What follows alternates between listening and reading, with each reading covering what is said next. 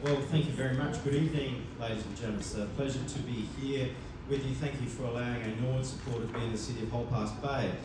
Still a little bit tender from the last grand final, but a beautiful part of the world. I'd like to, of course, acknowledge the Premier and, of course, my parliamentary colleagues from all sides of the political persuasion who are here tonight, and, of course, candidates, local councillors, and community leaders.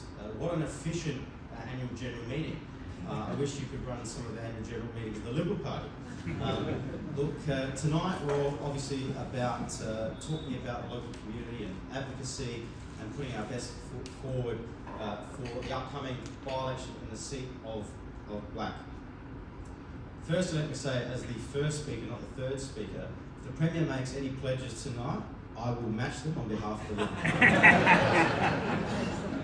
But on a serious note, can I just say, I don't want to be overtly political. What we find is that we do agree on many things as parliamentary colleagues, and most of us go into these roles for the right reason. But there's a few things on which we do disagree fundamentally. I want to talk a little bit about the local commitments and promises that we've made in recent times. Firstly, we know that there has been a challenging set of circumstances from my predecessor, Dave, but can I say what we want to build on from our point of view is the very strong community advocacy that David left. That's what we want to focus on here in the seat of Black. And I think we've got a fantastic candidate here in Amanda Wilson who will do that very well. I just want to pay tribute to a few examples of that. You saw on the way in there was a plaque on the wall. That plaque had Amanda Wilson's name on it. Now, Amanda Wilson has represented this community formerly, obviously, in local government, and I know that she would do an even better job, a more fantastic job, if given the opportunity to be your Member of Parliament. She's been doing it from a local council point of view, and she will do it as a local member if given the opportunity to do so. On the first day, I was out here with Amanda as the candidate for this area. We made a commitment to the Merino train station. We made a commitment to upgrade that train station. I see Darren in the back. G'day, Darren. Now, Darren told us that there were over 30 incidents of crime in 36 months or so in and around that local area. Now, what I'll say to you is, I'm not here just because there's a by-election. I'm here to continue the strong advocacy of what David Spears was doing for this local community. Now, Labor's been in power for 18 out of 22 years. That train station has not been upgraded. We made a commitment within that first day. The Hallett Cove pool, just down the road site, again, David has been advocating for that for an extended period of time, working with the local council, Marion Council. We know it's a no-brainer. We're going to continue that advocacy. That's why we made this commitment.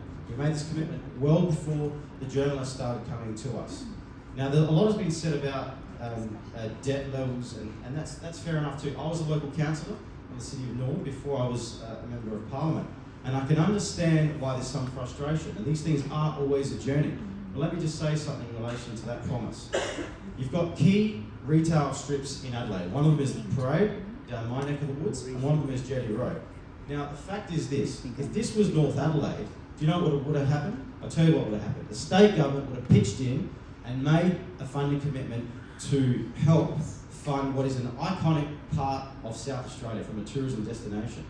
We know that federal Labor has come to the party. We know that federal Liberals have come to the party.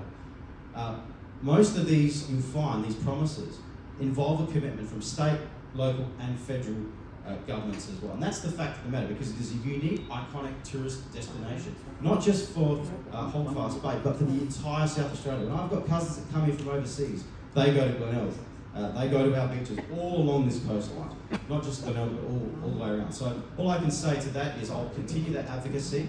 I'll continue to lobby the government. And just to close up on that note, whoever becomes the member for Black, that vote, that new member will not change the government. But what you can do is you can send a message to the government. If you're unhappy about cost of living at the moment, if you're unhappy about stamp duty that's going up, and crime levels that are going up, and the ramping crisis that isn't fixed at the moment, and the fact that they only make this pharmacy announcement now, when there's a by-election, when for 2.5 years, they pick the whole range of other seats, that's your opportunity to send a message to the government. Okay? The fact is this, Amanda has been a strong advocate for this community before the by-election, and she's got to be a strong community advocate for this seat after the by-election as well. How long for time? Right. About 5 minutes. Thank you very much. I'm looking forward to having a chat with many of you. I won't monopolise the time, but I really appreciate all that you do. Keep being that fierce voice for your community, and it's an absolute privilege to be with you tonight. Thank you.